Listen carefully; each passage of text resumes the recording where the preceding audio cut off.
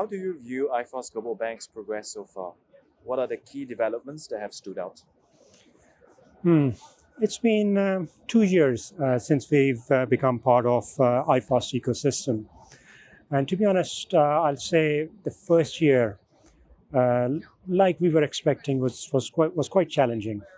Challenging in the sense that you actually had to set up the governance, you had to set the right governance, setting out the strategy, objectives, and most importantly, based on that strategy, having the right people in the right places. So I don't think it'll be wrong to say that first year wasn't challenging. Uh, but the last 12 months, the last 1 year or so, I think that's where the excitement has come in. You asked me about the developments. I think the key developments that have actually happened are we've been able to launch two new business units which did not exist. And more importantly, that we were able to build the new IT platforms for those two new systems, for those two new business units to provide those services that we always wanted to as part of iFAST ecosystem and as part of a UK regulated bank. So, for one of the new business divisions that have been launched, which is the digital transaction banking, what opportunities do you see in the marketplace, and what have been the milestones since its launch, and what can clients expect in the future? Yeah, I think this is a very interesting business model that we've got. You will notice a lot of new banks and a lot of new digital banks that have actually been set up. They've primarily been set up to provide what? Deposit services to customers and lending facilities, whether it's mortgage lending or commercial lending or so. The difference with this business unit is that we are able to do transactions effectively for those customers. Now, how important transactions are for an individual. Any individual has to do transactions, any corporate has to do it, any other banks actually have to do it as well. So I think we are very well placed to have this niche transaction banking activity.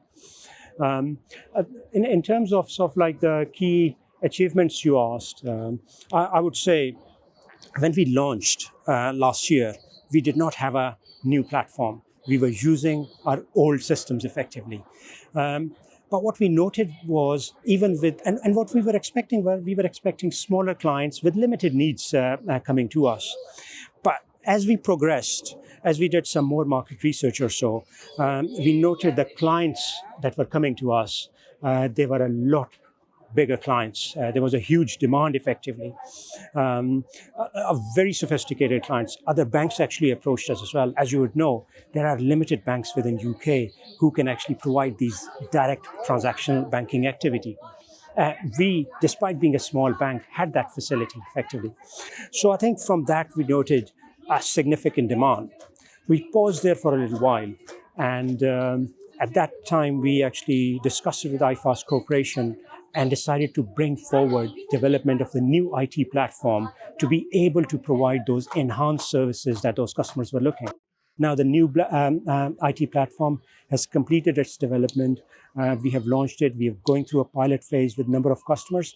And I think next 6 months to 12 months are going to be very exciting for the digital transaction banking business unit. Customers have many options when it comes to their banking needs. What do you think they truly want from their banking experience? And how are you focusing with your teams on prioritizing that? That's a very interesting question. Quite difficult to answer that as well, but let me answer it in a slightly different way.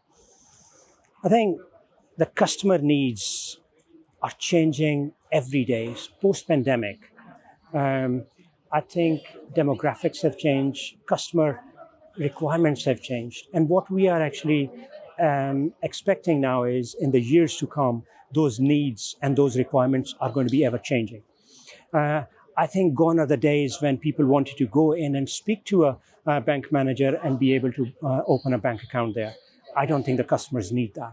I don't think the customers want that. So it's the customer behavior that is effectively very important in understanding this. And this is where iFAST Bank is coming in.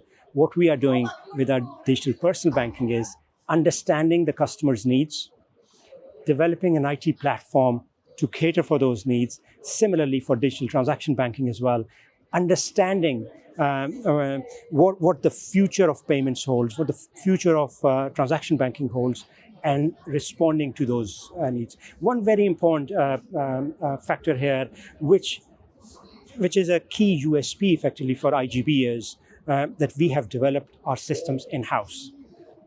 So earlier I was saying, customer needs are going to change tomorrow. If they don't change tomorrow, within the next week, month, or within 6 months, they are going to change.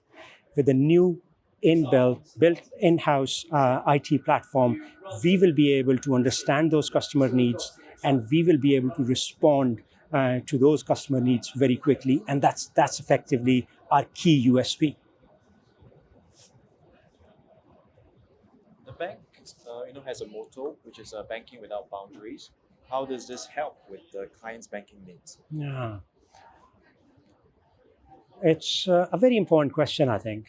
Banking without boundaries. See, other than being bankers, we are all humans as well.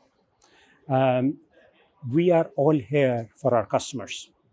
There is no other objective. We are here just for our customers. And customers come in all forms, shapes, sizes, or so. So I think what we are doing here is, there are two things here I wanted to say on that. One is, just giving you an example, bank is very actively sponsoring a children's football club based in Birmingham. This is banking without boundaries. We are not just after providing the deposits and providing loans effectively to customers. We actually are looking after the communities as well. That's banking without boundaries. The second aspect of that, which is probably more banking related, is providing this connectivity. I think the key USP, another key USP for the bank, is that we provide connectivity. We provide connectivity to our personal customers through DPB. One customer can actually make a transaction in one country and another country in different currencies or so. Similarly, financial institutions, the small and medium-sized enterprises, other banks or so, we are helping all of them connect together. This, to me, is another aspect of banking without boundaries. What do you think are some of the catalysts you see that will propel iFAST Global Bank to greater heights? I think there are two factors there. One is being part of iFAST Corporation, a listed wealth management fintech platform. Key needs for a bank really are, particularly when there are lots of new banks being set up, is availability of the capital. Having a listed parent enables us to be able to raise that capital when the new product is required, when a new business line or a new opportunity arises. We should be able to do that very quickly, and that's the one aspect.